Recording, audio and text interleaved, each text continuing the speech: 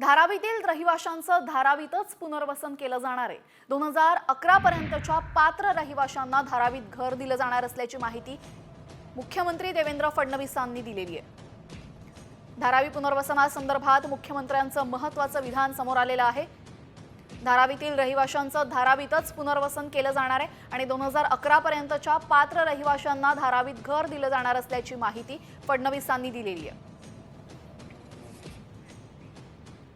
या योजनेमध्ये 2011 पर्यंतचे जे एलिजिबल लोक आहेत, सगळ्या एलिजिबल लोकांना रहिवासी असतील किंवा तिथली, कारण ते औद्योगिक एक ॲग्लोमरेशन आहे, त्या सगळ्यांना धारावीमध्येच आपण त्यांचं रिहॅबिलिटेशन करणार आहोत। जे नियमात बसत नाहीत, हायकोर्टाने नियम केला आहे, जे बसत नाहीत त्या लोकांनाही आपण काढून टाकू शकतो का?